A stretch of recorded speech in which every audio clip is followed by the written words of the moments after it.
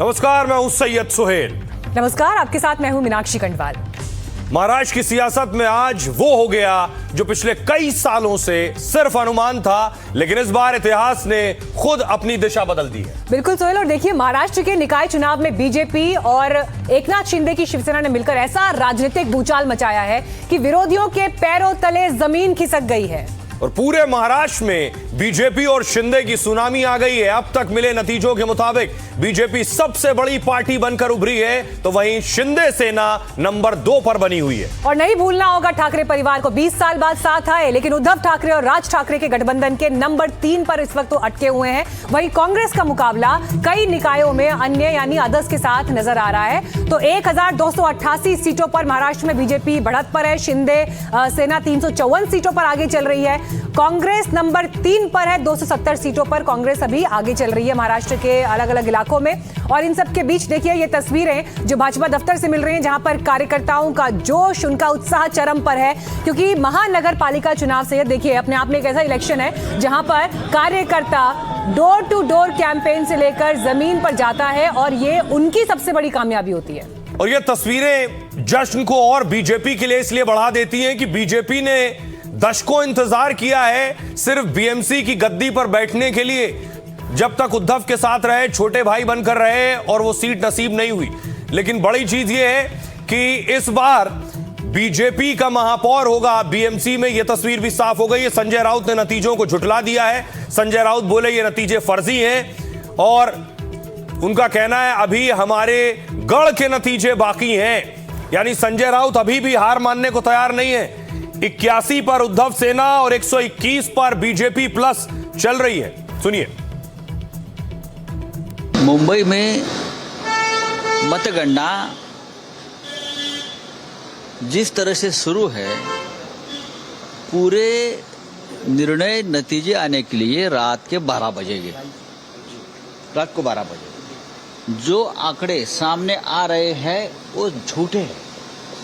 अभी भी लगभग 100 प्रभागों का मतगणना शुरू नहीं हो गई है अब तक। आपने दोपहर के बाद देखा होगा एक कतार लगी है, शिवसेना को उम्मीदवार जीत रहे हैं। अभी तक भांडू बिकुली का मतगणना नहीं हुआ है, दादर परळ का नहीं हुआ है, बैंड्रा का नहीं हुआ है, जो हमारे गढ़ है। और भी बहुत 100 जगह पर अभी भी हमारी मतगणना शुरू नहीं हो गई है। एक नया सिस्टम लगाया है, नंबर से लगा देते हैं। पहले तो हम एक साथ मतगणना होती थी, अब ये प्रभाग बाद में ये प्रभाग 110, 111, 122 एक कर रहे हैं। ये इसलिए कर रहे हैं कि एक भ्रम जो चल रहा है ना, अभी बीजेपी जीत गई, शिंदे जीत गया, ये जीत गया, ये नहीं है। अभी बीजेपी के और शिंदे के आंकड़े धीरे धीरे कम होते जाएंगे। ये रुझान छोड़ दीजिए। सोहेल देखिए, शाम के 5 बजने को आए हैं और संजय राउत अभी भी ये कह रहे हैं कि भ्रम की स्थिति है, जबकि नंबर्स के बीच में जो फासला है, कह रहे हैं कि अभी हमारे गढ़ बचे हैं, वहां की काउंटिंग पे आने दीजिए। लेकिन कैसे विरोधियों पर करारा प्रहार यहां पर बीजेपी ने किया है। कुछ देर पहले जब दिल्ली बीजेपी ऑफिस में प्रेस कॉन्फ्रेंस हुई, सुधांशु त्रिवेदी आए, तरुण चुग आए और उन्होंने बड़े साफ स्पष्ट शब्दों में कहा कि नकारात्मक राजनीति को जनता ने खारिज किया है और पाकिस्तान की धुन पर नाचने वालों को जनता ने सबक दिया है और जेनजी ने वीबी यानी विकसित भारत के लिए वोट किया है। ये परिणाम राष्ट्रवादी शक्तियों की जीत है। प्रधानमंत्री मोदी जी की नीतियों को, उनके राष्ट्रवाद को, विकसित भारत के उनके संकल्प को आशीर्वाद दिया है। और ये विजय स्पष्ट करती है कि पाकिस्तान की सेना के ट्यून पर नागिन डांस करने वाली पार्टियों को जनता वोट के रूप में चोट दे रही है।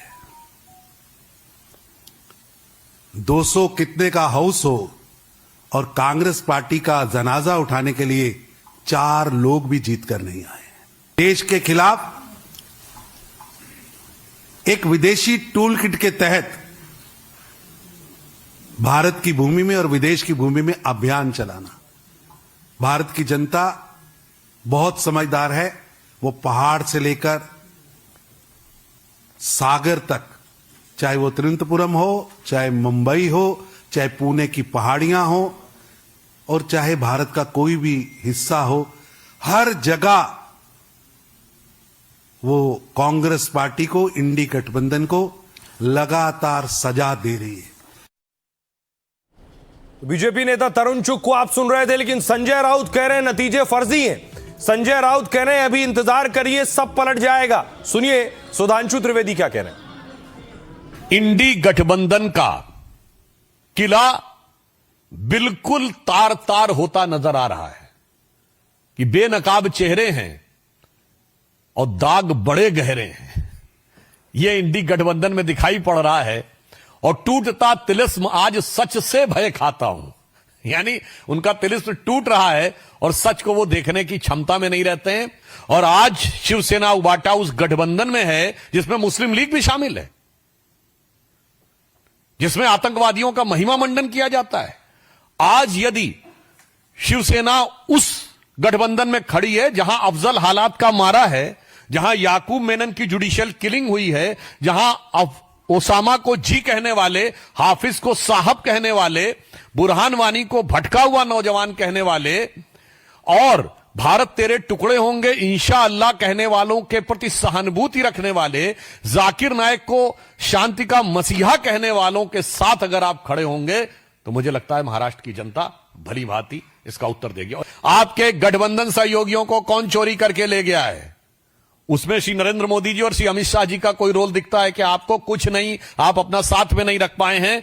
और इसे मैं कहूंगा कि ये दल मोदी विरोध में घबराकर साथ में आते हैं और उसके बाद फिर जैसे ही एक दूसरे के प्रति उससे ज्यादा नफरत पाते हैं और अलग हो जाते हैं।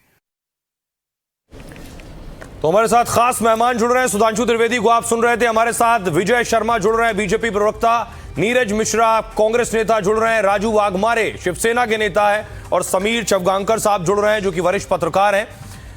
सारे मेहमान हमारे साथ मौजूद हैं। सबसे पहले बीजेपी के विजय शर्मा साहब, आपसे एक छोटा सा जवाब चाहूंगा। संजय राउत कह रहे हैं ये नतीजे फर्जी हैं, वो कह रहे हैं जो अभी 123 बीजेपी प्लस दिख रही है और उद्धव प्लस 81 दिख रही है, ये पलट जाएगा पूरा खेल। देखिए, संजय राउत जी के बात का तो मैं क्या जवाब दूंगा, लेकिन जनता ने जवाब दे दिया संजय राउत जी को और उनकी पार्टी को भी जवाब दे दिया। अब आप मुझे बताइए समय क्या, 5 बजे हम डिबेट कर रहे हैं, तो ज्यादातर तो नतीजे लगभग आ भी गए हैं। तो संजय राउत जी जिस दुनिया में रहना चाहते रहे, उनको जमीन का आभास ही नहीं है। वो जनता जनार्दन के से कटे हुए लोग हैं, जमीन से कटे हुए लोग हैं, तभी तो उनका ये हश्र हो रहा है। तो वो फिजूल की बातें कर रहे हैं, करते रहने दीजिए। हमारा गठबंधन प्रचंड बहुमत के साथ बीएमसी में कई दशकों बाद पहली बार आ रहा है। हमने तो पहली बार इतना 90 के आसपास सीटें ली है बीएमसी में, ये देख लीजिए। इससे पता चलता है कि हमने जनता के बीच में रह के काम किया और बड़े बड़े काम किए। हमने इतने काम किए कि आपने हमारी पीसी सुनी होगी, फडणवीस जी ने जो पहले कही थी कि हम जनता हमारे को क्यों चुनती है।